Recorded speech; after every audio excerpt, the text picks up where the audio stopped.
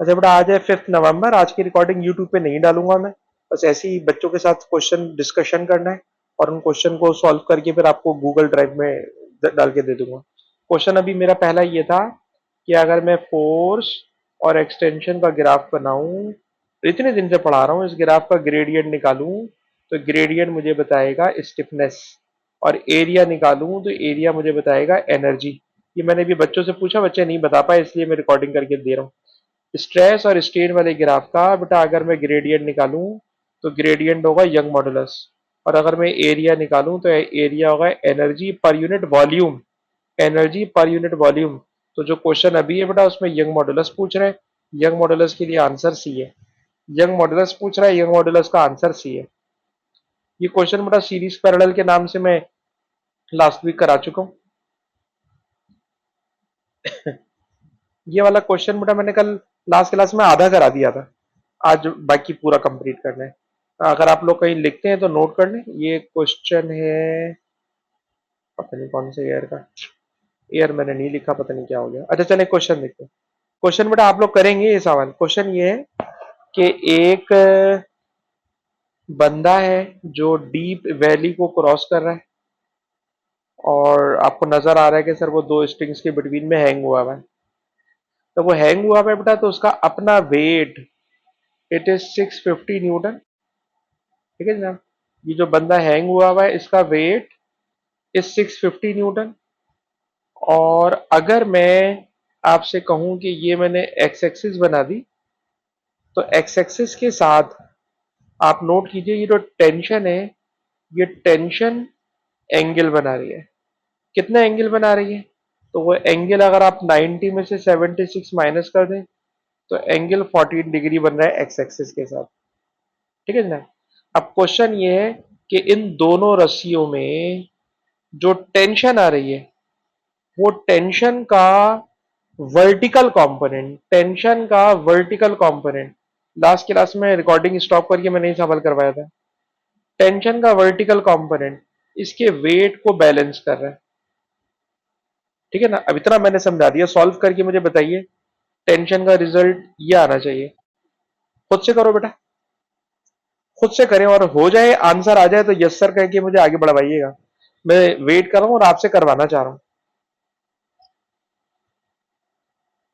Wait 650 Newton, और ये 650 newton T vertical component sine 14 degree से भी कर सकते हो।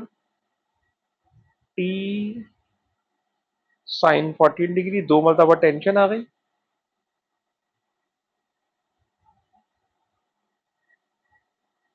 अब आपने बेटा टी कैलकुलेट करना है, और टी आपका आना चाहिए जो इन्होंने नंबर दिया हुआ है 13 एक्सपोनेंट 3। और मार्किंग स्कीम देखें तो उसमें लिखा हुआ है 1343। बेटा कैलकुलेटर में करके देखें रिजल्ट आ रहा है या नहीं।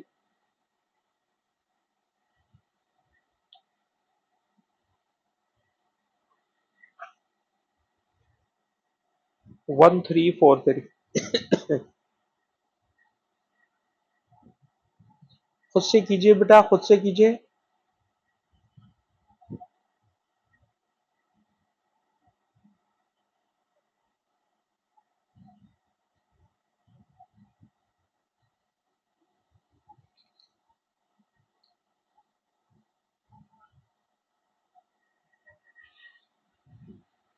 Weight of person 650 Newton acting downward. It is balanced by the two vertical components of tension P sin 14, P sin 14, and when they are equated तो टेंशन आ रही है 1343। एक्सपोनेंट में लिखा था 1.3, एक्सपोनेंट 3 बन गया। अगर आप लोग लिख कर चुके हो तो हम आगे बढ़ना चाहेंगे। जकी बेटा आप भी लिख कर रहे हैं? बेटा मोहम्मद आप भी लिख कर रहे हैं?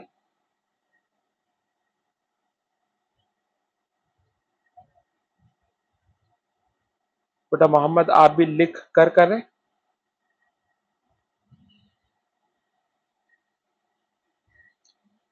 अच्छा जी, आगे चलते हैं। 1343 टेंशन आ चुकी है। 1343 टेंशन आई हुई है इन ईच वायर। क्वेश्चन में आगे चले, कह रहे हैं जब ये अनस्ट्रेच लेंथ है, जब ये रस्सी ओरिजिनल फॉर्म में थी तो इसकी लेंथ थी 120। जब इस पे क्लाइंबर हैंग करा तो रस्सी में स्ट्रेच हो गया होगा, रस्सी बड़ी हो गई होगी। ठीक है बेटा, रस्सी बड़ी हो गई। जब ये रस्सी बड़ी हो गई तो क्वेश्चन है कितनी बड़ी हो गई, हमें इसका एक्सटेंशन कैलकुलेट करना है। ठीक है बेटा, रस्सी की ओरिजिनल लेंथ 120 मीटर थी। रस्सी बड़ी हो गई है, कितनी बड़ी हो गई है, वो एक्सटेंशन बेटा आपने कैलकुलेट करनी है, और एक्सटेंशन आ जाएगी तो हम स्ट्रेन कैलकुलेट करेंगे। ठीक है। अच्छा, अगर मैं इस पूरी पर्पल ट्राइंगल को डील करूं तो आपके लिए ट्रिग्नोमेट्री अप्लाई करना मुश्किल हो जाएगी। तो मैं आपको मशवरा दूंगा कि पर्पल ट्राइंगल को आधा कर लो। आधा कर लो। जब आप पर्पल ट्राइंगल को आधा कर लोगे तो ट्राइंगल बन जाएगी राइट एंगल ट्राइंगल। इस राइट एंगल ट्राइंगल में ये वाला एंगल 76 है। ठीक है जनाब। लीना बेटा बताना इस लेंथ को कितना लेंगे, कॉमन सेंस की बात है बेटा, ट्राइंगल मैंने आधी कर दी है। जल्दी जल्दी बोलिए। बिल्कुल सही बात है, 60 मीटर लेंगे। ये 60 मीटर आ गई। अब मुझे ना ये वाली लेंथ कैलकुलेट करनी है। इस लेंथ को कैलकुलेट करना है ताकि मैं एक्सटेंशन निकाल सकूं कि एक्सटेंशन कितनी हो गई। कैसे निकालूं, तो सर ये बन गई है right angle triangle. Right angle triangle में साइन थीटा का फॉर्मूला लगाइए। तो साइन थीटा बराबर होता है थीटा के opposite side divided by hypotenuse. जल्दी से बेटा हाइपोटेन्यूस निकालें, और हाइपोटेन्यूस निकाल के बेटा मुझे डेल्टा एक्स बताएं, और जब डेल्टा एक्स आ जाए तो स्ट्रेन निकालें। मैं वेट कर रहा हूं कि आप लोग कर रहे हैं ये काम।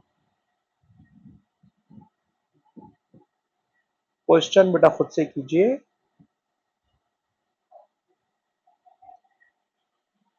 जो हाइपोटेन्यूस होगी, तो आपको याद होगा ओरिजिनल लेंथ को एक्स से डिनोट करते हैं। तो ओरिजिनल लेंथ एक्स थी, उसमें एक्सटेंशन हो गया डेल्टा एक्स।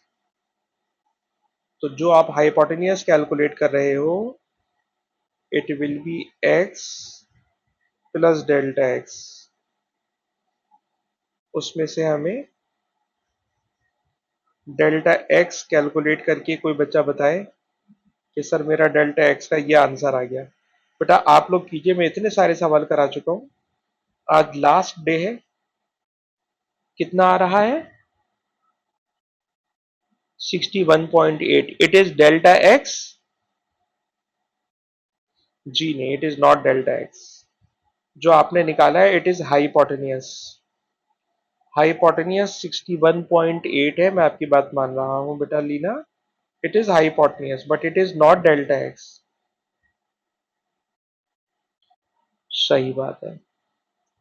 सर इसको हम क्या करेंगे बेटा, 60 में से माइनस कर देंगे ना। जो ओरिजिनल लेंथ थी 60। हमें तो बेटा डेल्टा एक्स चाहिए, तो ये आ रहा है 61.8। तो 61.8 में से 60 माइनस करोगे तो बनेगा 1.8। लीना आपको मेरी बात समझ में आई, मैंने क्या कहा? अच्छा जी, और अब हमें निकालना है स्ट्रेन। सर स्ट्रेन का सिंबल होता है, अरबी का ई बना देते हैं। स्ट्रेन का फॉर्मूला होता है extension divided by original length. Extension 1.8, original length के अंदर हम लोग गलती करने जा रहे हैं। ओरिजिनल लेंथ में नहीं, गलती तो नहीं कर रहे हैं। अगर हम ओरिजिनल लेंथ 60 मान रहे हैं क्योंकि हम आधी ट्रायंगल पे काम कर रहे हैं, तो ठीक है 60 से कर लें। और अब आप इसको 60 से करते हैं तो मुझे सॉल्व करके बताइए क्या आंसर 0.031 आ रहा है। अगर ऐसा आ रहा है तो ठीक है, क्योंकि हमने सारा काम आधी ट्रायंगल पे किया है। जी बेटा अवैस, हमें चेक करके बताइए क्या स्ट्रेन 0.03 बना रहा है। ठीक है जनाब।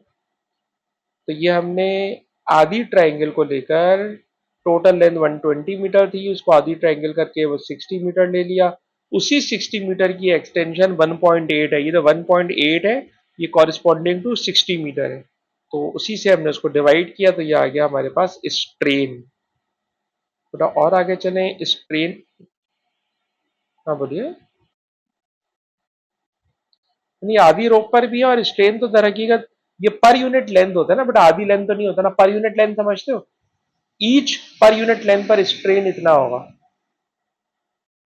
ठीक है बेटा। तो उसके बाद कह रहे यंग मॉडुलस कैलकुलेट करना है। यंग मॉडुलस, यंग मॉडुलस के लिए बेटा खुद से कोशिश कीजिए ना, अब तो इतनी सारी चीजें आपके सामने मौजूद है, खुद से कीजिए। What is young modulus? What is young modulus? Sir young modulus होता है स्ट्रेस और स्ट्रेन का रेशो। स्ट्रेस और स्ट्रेन का रेशो। स्ट्रेस कितना है, स्ट्रेस कितना है, उस पर वर्किंग कीजिए। और याद रहे कि जो स्ट्रेस है, स्ट्रेस के लिए फोर्स चाहिए होगी, फोर्स। फोर्स रस्सी में फोर्स। अब वैसे इस वक्त आप बहुत अच्छा परफॉर्म कर रहे हैं, आपसे हम सवाल करना चाहेंगे, रस्सी में जो फोर्स है उसकी क्या वैल्यू लेंगे? जी बेटा, रस्सी में जो फोर्स है उसकी क्या वैल्यू लेंगे?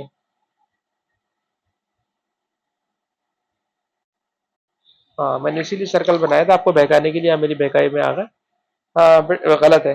हाँ बेटा मोहम्मद, तुम बताना, रस्सी में जो फोर्स है वो फोर्स कितनी लेंगे?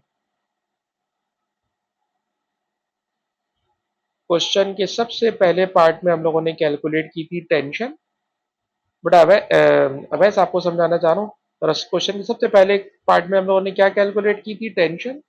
और ये टेंशन ही रस्सी में फोर्स है, रस्सी में जो फोर्स है वो टेंशन है। ठीक है बेटा। And it is 1343, it is 1343। ठीक है। तो 1343 फोर्स है और ये टेंशन है।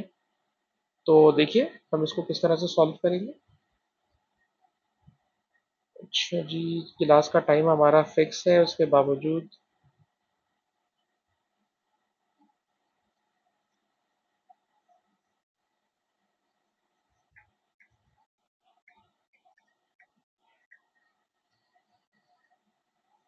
अच्छा जी हम आगे चलते हैं।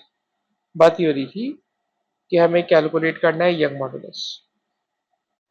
बेटा यंग मॉडुलस कैसे कैलकुलेट करेंगे? सर यंग मॉडुलस होता है स्ट्रेस ओवर स्ट्रेन, पर पहले स्ट्रेस निकालें, पहले स्ट्रेस निकाल लें। सर स्ट्रेस को इस सिंबल से डिनोट करते हैं। स्ट्रेस होती है फोर्स, और मैंने आपसे कहा फोर्स जो है टेंशन के बराबर होगी। फोर्स टेंशन के बराबर अपॉन एरिया। सर एरिया है 3.14 एक्सपोनेंट -4। पहले बेटा ये स्ट्रेस कैलकुलेट करें और हमें बताएं कि क्या ये स्ट्रेस 4.28 एक्सपोनेंट 6 आ रहा है या नहीं। ये स्ट्रेस आ गया, स्ट्रेन हम लोगों ने ऑलरेडी कैलकुलेट किया हुआ। बेटा जब तक लिखोगे नहीं दिमाग में बेटा नहीं बैठेगा, प्लीज लिखिए इसको। स्ट्रेस है force per unit area, force है रस्सी की टेंशन। रस्सी की टेंशन क्वेश्चन के पहले पार्ट में कैलकुलेट की 1343। इसको एरिया से बेटा डिवाइड कर दिया, एरिया गिवन है। स्ट्रेस आ गया 4.28 mega pascal. Now calculating young modulus. Young modulus होता है बेटा स्ट्रेस ओवर स्ट्रेन। स्ट्रेस अभी अभी हमने आपके सामने लिखा 4.28 एक्सपोनेंट 6, ये स्ट्रेस है। और स्ट्रेन बेटा 0.031 स्ट्रेन है। ठीक है जी। और जब आप दोनों को डिवाइड करते हो तो result should be 1.38 exponent 8 pascal. Strain की कोई यूनिट नहीं होती, तो जो स्ट्रेस की यूनिट होगी वही यंग मॉडुलस की यूनिट बन जाएगी। तो क्वेश्चन बिल्कुल नॉर्मल वे क्वेश्चन है, लिखकर कीजिएगा बेटा। अच्छा जी क्वेश्चन खत्म हो गया, क्वेश्चन खत्म हो गया। अच्छा जी, अब जरा आ जाइए इसके अंदर, ये क्या चीज है? सर हमने अभी तक जितने आपको क्वेश्चन कराए बेटा, सब में या तो स्प्रिंग होता है या कोई वायर होता है। इस क्वेश्चन में एक रबर बैंड है, ठीक है ना? इस रबर बैंड में जब मैंने रबर बैंड को लोड से या फोर्स लगाकर खींचना शुरू किया, तो स्ट्रेच कर रहा हूं फोर्स बढ़ाकर, फिर अब ये फोर्स बढ़ाता जा रहा हूँ, स्ट्रेच बढ़ता जा रहा है, फोर्स बढ़ाता जा रहा हूँ, स्ट्रेच बढ़ता जा रहा है, और ये हुक्स लॉ को ओबे नहीं करता रबर बैंड ना। फोर्स बढ़ाता जा रहा हूँ, एक्सटेंशन बढ़ता जा रहा है, और मैं यहां तक आ गया। अब मैंने फोर्स कम करना शुरू कर दिया। जब फोर्स कम करते हैं तो रबर बैंड के अंदर लोड इंक्रीज करने का ग्राफ कोई और सा होता है, और डिक्रीज करने का ग्राफ लोड कम कर रहा हूं कोई और सा होता है। लेकिन जब सारी फोर्स खत्म कर देते हैं तो एक्सटेंशन दोबारा जीरो हो जाती है। खैर क्वेश्चन है क्या सर? क्वेश्चन ये है कि जब मैं रबर बैंड को खींच रहा था, स्ट्रेच कर रहा था, तो स्ट्रेच करने पर मैं वर्क कर रहा हूं, फोर्स लगा रहा हूं, स्ट्रेच हो रहा है, वर्क हो रहा है। क्वेश्चन है, जब जो मैंने वर्क किया वो वर्क कैसे कैलकुलेट होगा? तो वो मैं आपको बताना चाह रहा हूं कि जब हम किसी रबर बैंड को स्ट्रेच करते हैं, और स्ट्रेच करके जब हम वर्क कैलकुलेट करते हैं, तो वो जो वर्क होता है ना, वो इस कर्व के नीचे का एरिया होता है, पूरा का पूरा एरिया। सही जनाब, जितना मैं एरिया ड्रॉ कर सकता हूं मैंने बना दिया है। पूरा का पूरा जो एरिया होता है, पूरा का पूरा area, it is work done on rubber band. ठीक, तो इसके अंदर जो नाम नजर आ रहे हैं, पी शामिल नहीं होगा, बस Q plus R, Q plus R, it is work done on rubber band. ठीक है, लेकिन एक नई बात करना चाह रहा हूं, इसीलिए मैंने इतनी सारी शेडिंग मारी है। नई बात क्या है सर? नई बात यह है कि अगर मैं आपसे कहूं कि जितना पोर्शन मैंने इरेज कर दिया जानबूझ के, और ये मैंने समझ लीजिए शेड किया हुआ है, और जो आर वाला पोर्शन है वो अनशेड है, पी का तो कोई काम नहीं। याद रखिएगा, रबर बैंड में जो अनलोडिंग वाले कर्व के नीचे का एरिया होता है ना, इसका नाम होता है इलास्टिक पोटेंशियल एनर्जी।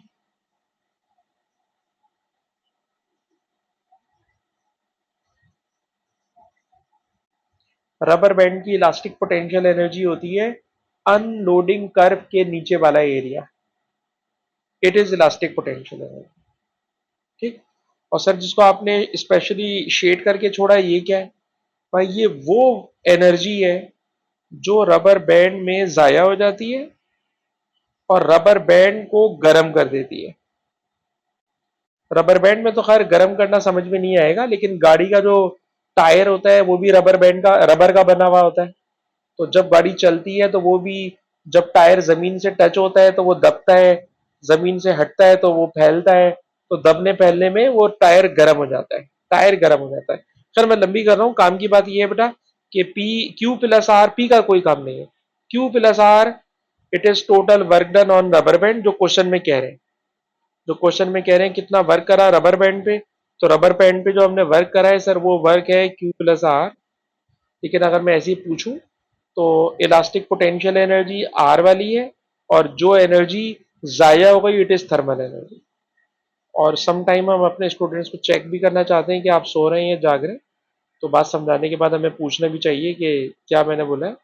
तो बेटा सदीम, आपसे हमारा सवाल है, मैं एक रबर बैंड को खींच रहा हूं, खींचने के लिए मैं वर्क कर रहा हूं, कौन से पोर्शन का area work done stretching the rubber band को शो कर रहा है? Q and R. ठीक है जी। लीना बेटा, आप हमें ये बताइए, जब रबर बैंड को मैंने खींच के छोड़ दिया तो रबर बैंड अपनी ओरिजिनल शेप पे वापस आ गई। जब रबर बैंड अपनी ओरिजिनल शेप पर वापस आ गई, तो बेटा लीना आपसे मेरा क्वेश्चन है कि ये बताइए कि इलास्टिक पोटेंशियल एनर्जी कौन सा वाला ग्राफ का रीजन होता है?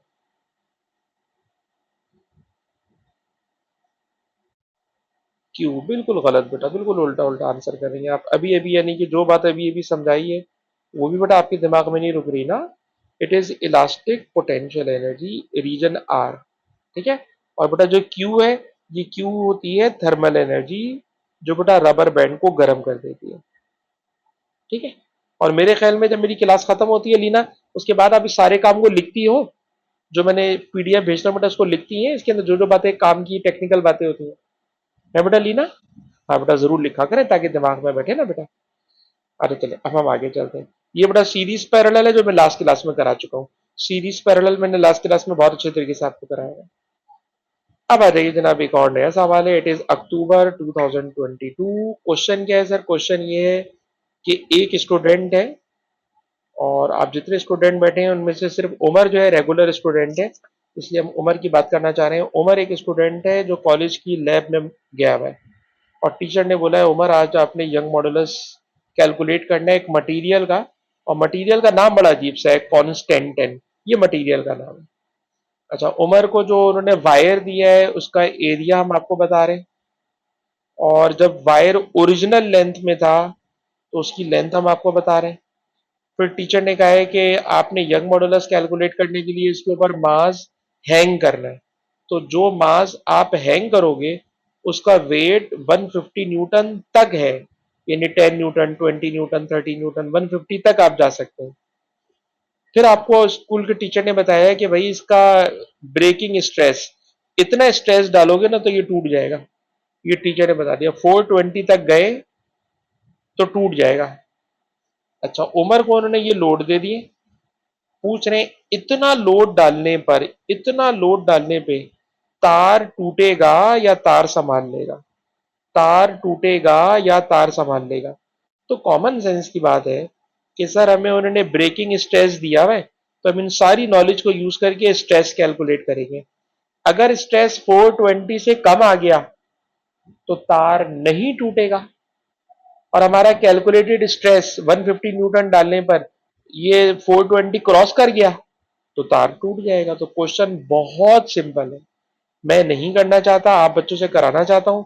आप लोग बेटा अभी अभी करें, सारी वैल्यूज आपके सामने, आप बेटा इसको सॉल्व करें। सॉल्व करके काश आप मुझे व्हाट्सएप पे दिखा दें, बहुत ही अच्छी बात है, लेकिन अगर व्हाट्सएप पे नहीं भी दिखा रहे तो भी काम चल जाएगा। वैसे मैंने व्हाट्सएप जो है ना, अपना व्हाट्सएप ये सामने भी खोल लिया है। ठीक है, सामने मेरे पास खुला हुआ है, मैं स्क्रीन पे नहीं देखूंगा, आप मुझे इसी नंबर पे भेज दीजिए। आप मुझे इसी नंबर पे भेज दीजिए, मैं सामने लैपटॉप में देख लूंगा। सॉल्व करके भेजिए बेटा, सॉल्व करके भेजिए।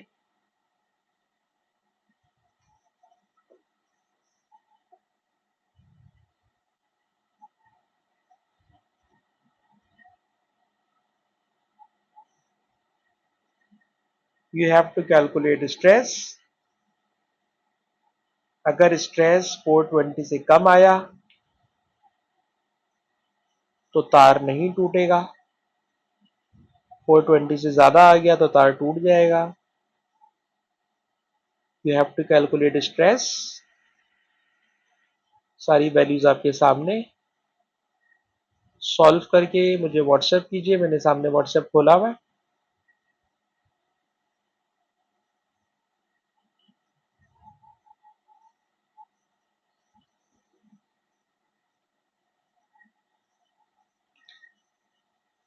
ये फोर्स की वैल्यू है, ये एरिया है। स्ट्रेस होता है force per unit area, stress होता है force per unit area. Umar तुम बताओ बेटा, तुम्हारे नाम से हमने सवाल कराया है, बताइए स्ट्रेस की वैल्यू क्या आ रही है जब आप इसको इससे डिवाइड करते हो?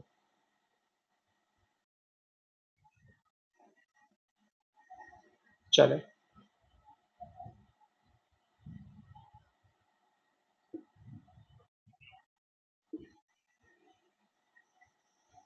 377 एक्सपोनेंट 6, एक्सपोनेंट 6 का मतलब होता है मेगा। तो आपने अच्छा करा, दोनों को सेम यूनिट में लेकर आ गए।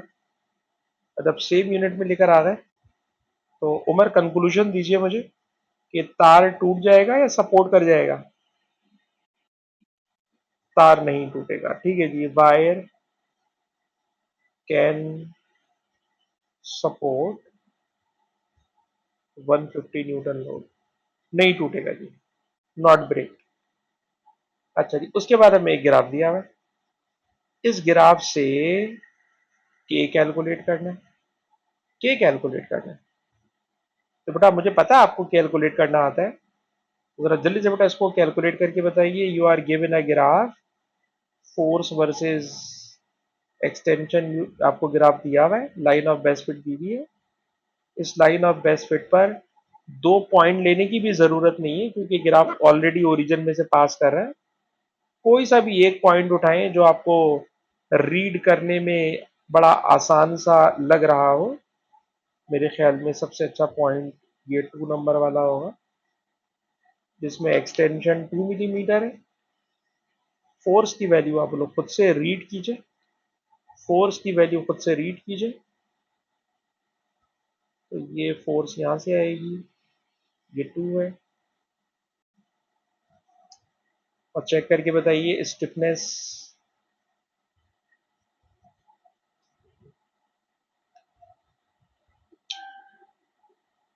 1.3 एक्सपोनेंट 4 चाहिए। आ गई है तो हम आगे बढ़े, जल्दी से बेटा हमें आगे बढ़वाइए।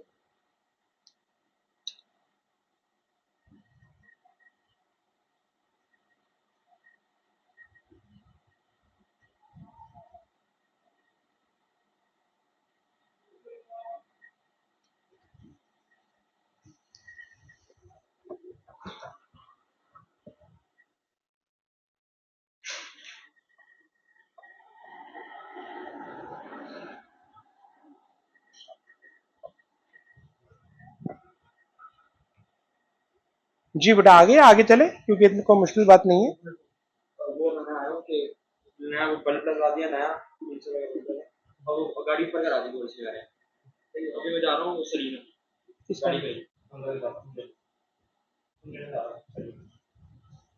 अभी आना बहुत घंटे हाँ बेटा, सबका ये रिजल्ट आ गया होगा यकीनन, ठीक है। मतलब ये रिजल्ट आ गया, यानी आपके पास के की वैल्यू आ गई, के की वैल्यू आ गई है। अब क्वेश्चन ये है कि के की वैल्यू आ गई है, इस के की वैल्यू का एक फार्मूला आपको वो लिख के दे रहा हूं। इस फार्मूले में बता रहे हैं ई यंग मॉडुलस है, एक्स ओरिजिनल लेंथ है, ए एरिया क्रॉस सेक्शन है। कह रहे हैं यंग मॉडुलस कैलकुलेट करके बताएं। यंग मॉडुलस कैलकुलेट करना है and it is a 2 mark question, तो कोई बहुत मुश्किल सवाल नहीं होगा, ठीक है जी। यंग मॉडुलस कैलकुलेट करना है। यंग मॉडुलस का मतलब होता है कि आपने ई कैलकुलेट करना है। बेटा ई को सब्जेक्ट बना लें।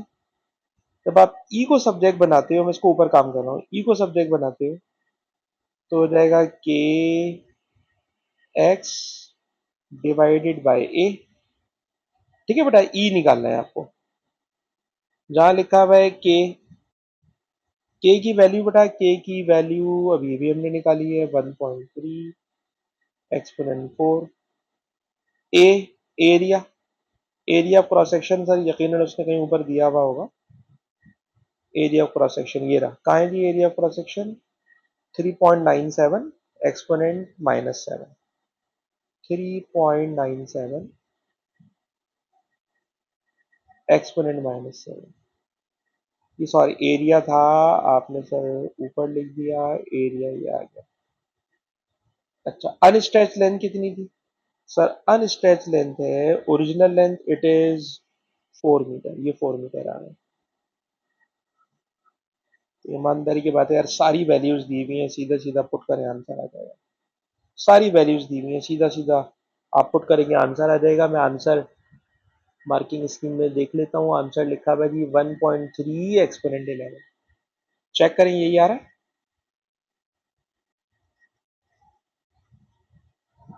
1.3 एक्सपोनेंट 11।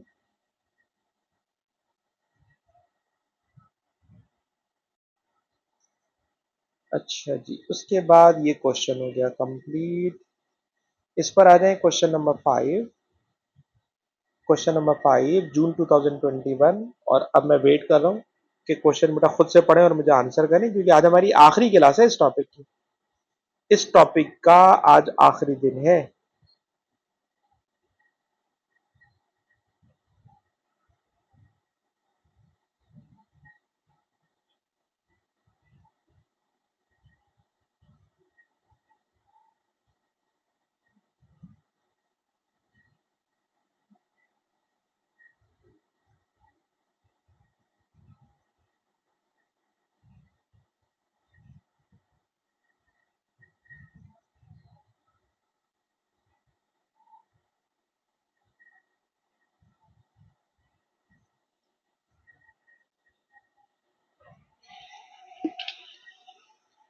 जी बेटा, क्वेश्चन नंबर 5 आप लोग सॉल्व कर रहे हैं।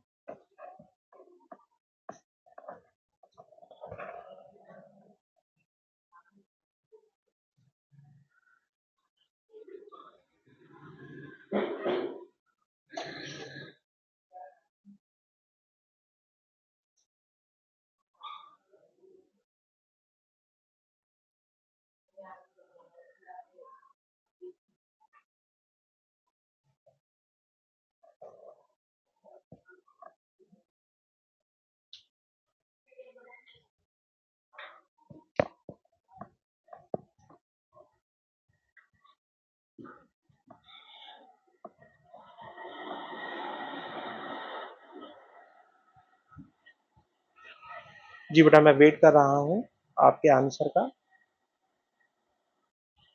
हाँ बोलिए। डेल्टा है, चेक करके बता दो। लीना ने बताया डेल्टा। हो सकता है सही, हो सकता है गलत, है मुझे नहीं पता। और कोई बच्चा बोले बेटा। उमर, तुम क्या कहते हो?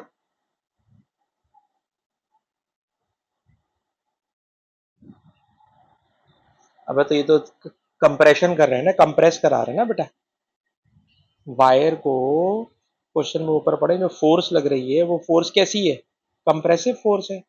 जब कंप्रेसिव फोर्स है तो कंप्रेशन में चीज डिक्रीज होती है इंक्रीज होती है बेटा? हाँ, तो डिक्रीज होगी तो माइनस में हो जाएगा ना। हाँ, मैं चेक कर लेता हूँ। वैसे लीना, आपका आंसर सही है। ठीक है, आपका आंसर सही है। X minus F x upon this. वजह यह है कि it is the original length x है। ठीक है। जब आपने कंप्रेसिव फोर्स लगाई तो कंप्रेसिव फोर्स लगाने से आप यंग मॉडुलस का फार्मूला लगाएंगे और यंग मॉडुलस का फार्मूला लगाकर कैलकुलेट करेंगे। ये इन्होंने यंग मॉडुलस का फार्मूला लगाया। इस फार्मूले में फोर्स अपॉन एरिया और ये सब कुछ लिखा। डेल्टा एक्स इन्होंने निकाल लिया एफ एक्स अपॉन ए ई। सही है। ये बेटा वो है जो कंप्रेशन हो गया ना, मतलब इतना वो कंप्रेस हो गया। जो वायर है वो इतना कंप्रेस हो गया। अब जब कंप्रेस हो गया तो इसने ये पूछा है कि which expression give the length after force applied. आपको बतानी है length after force apply, force लगाने के बाद फाइनल लेंथ क्या होगी। ठीक है। तो हाँ, तो मेरे ख्याल में आपको बात समझ में आ गई। अच्छा जी, उसके बाद ये एक और क्वेश्चन है। ये क्वेश्चन भी बेटा मैं आप लोगों से कराना चाहता हूँ। आपको नहीं समझ में आया, मैं आपको बताऊं। क्वेश्चन ये है कि जो रॉड है उस रॉड की original length for example 5 metre है। ठीक है ना, 5 मीटर ओरिजिनल लेंथ है। ये रॉड है, ये 5 मीटर इसकी ओरिजिनल लेंथ है। आपने इस रॉड को दोनों तरफ से कंप्रेसिव दबा दिया। दबाएंगे तो दबाने से यंग मॉडुलस वाले फॉर्मूले में होता है force per unit area extension per unit original length. ठीक है। आपने डेल्टा एक्स कैलकुलेट करना है। तो जो डेल्टा एक्स होगा ना बेटा वो एफ एक्स ए ई बन जाएगा। ये डेल्टा एक्स हो गया। इतनी रॉड छोटी हो गई। तो सवाल है फोर्स अप्लाई करने के बाद लेंथ क्या होगी। तो जो ओरिजिनल लेंथ है उसमें से डेल्टा एक्स को क्या करोगे, माइनस। तो इन्होंने बेटा डेल्टा एक्स जो कैलकुलेट किया था उसको माइनस कर दिया। जब खींचते हैं तो एक्स प्लस डेल्टा एक्स होता है। जब दबाते हैं तो एक्स माइनस डेल्टा एक्स होता है। अब बस बेटा क्लियर है? ठीक है बेटा। अच्छा जी, अब जरा सारे बच्चे इस पर आ जाएं। इस क्वेश्चन के अंदर मैं एक बात सिखाना चाहूंगा, क्योंकि इसमें कॉन्सेप्ट वाली बातें कोई वो नहीं है इसके अंदर कैलकुलेशन। आपको याद होगा stress strain graph straight line, जहां तक स्ट्रेट लाइन होता है this point is called limit of proportionality. Limit of proportionality तक तो सबको याद होता है। उसके बाद होती है इलास्टिक लिमिट। इलास्टिक लिमिट भी आसान बात होती है कि सर यहां तक मैं जाऊंगा तो जब मैं फोर्स डिक्रीज करना शुरू करूंगा तो जो इंक्रीजिंग लोड का ग्राफ होगा वही डिक्रीजिंग लोड का ग्राफ होगा। कोई इशू नहीं है। लेकिन इस क्वेश्चन में देखिएगा एक लफ्ज है पॉइंट एक्स क्या है। लिमिट ऑफ प्रोपोर्शनैलिटी नहीं सर, लिमिट ऑफ प्रोपोर्शनैलिटी तो काफी पहले आ गई थी। लिमिट ऑफ प्रोपोर्शनैलिटी काफी पहले आ गई थी। Fracture point sir, fracture point टूट जाना वो तो सर बहुत आ गया। अब रह गई दो चीजें, ठीक है ना। एक है मैक्सिमम टेंसाइल स्ट्रेस और एक चीज है यील्ड पॉइंट, ठीक है। मैक्सिमम टेंसाइल स्ट्रेस का मतलब होता है ये ग्राफ मैक्सिमम कितनी हाइट तक जा रहा है स्ट्रेस में। तो मैक्सिमम हाइट मेरे ख्याल में ये वाली है। This point is called this point is called maximum stress. यहां तक स्ट्रेस जा रहा है। तो अब तो एक ही ऑप्शन बाकी बचा डी और यही इसका आंसर है। लेकिन इस डी पे थोड़ी कमेंट्री करना चाहूंगा। यील्ड पॉइंट क्या होता है सर? यील्ड पॉइंट ये होता है कि आपने किसी स्प्रिंग पर कोई लोड लटका के छोड़ दिया और 3-4 महीने बाद वापस आके देखा, तो आप लोड इंक्रीज नहीं भी करें तब भी स्प्रिंग थोड़ा सा और बड़ा हो जाएगा। लटके लटके लटके लटके उसके अंदर कुछ ऐसी चेंजेस आएंगी कि विदाउट एडिशन ऑफ फोर्स बिला वजह का इसमें एक्सटेंशन फ्री में और हो जाएगा। ठीक है जनाब, number one. Number two, number two, आप गौर कीजिएगा स्ट्रेस बढ़ाने से स्ट्रेन बढ़ता है, स्ट्रेस बढ़ाने से स्ट्रेन बढ़ता है। लेकिन जरा गौर कीजिएगा ये जो पॉइंट एक्स है, इस पॉइंट एक्स के बाद क्या हो रहा है गौर से देखिएगा। सर पॉइंट एक्स के बाद स्ट्रेस कम हो रहा है, स्ट्रेस कम हो रहा है। स्ट्रेस कम होने के बावजूद स्ट्रेन की वैल्यू बढ़ रही है। यानी उल्टा सीधा बिहेवियर स्टार्ट हो जाता है। यानी फोर्स लगाए बगैर भी एक्सटेंशन हो रहा है, फोर्स कम कर रहा हूं फिर भी एक्सटेंशन हो रहा है। तो ऐसी पॉइंट को हम लोग कह देते हैं यील्ड पॉइंट। यील्ड पॉइंट, तो यील्ड पॉइंट की बेसिक डेफिनेशन यही है कि विदाउट एडिशन फोर्स एक्सटेंशन हो जाती है, नंबर वन। नंबर टू, जितना स्ट्रेस बढ़ाते हैं उससे कहीं ज्यादा स्ट्रेन होने लगती है, नंबर टू। यहां तो उल्टी बात हो रही है सर, स्ट्रेस कम कर रहे हैं फिर भी स्ट्रेन बढ़ रहा है। तो ये सारी उल्टी सीधी बातें हो रहा है। It is called yield point. So the right answer is D. तो दोनों आंसर का आंसर डी था, 5 का भी डी था, 9 का भी डी था। ठीक है जी। अच्छा बेटा मैं रिकॉर्डिंग को यहां कर रहा हूं बंद।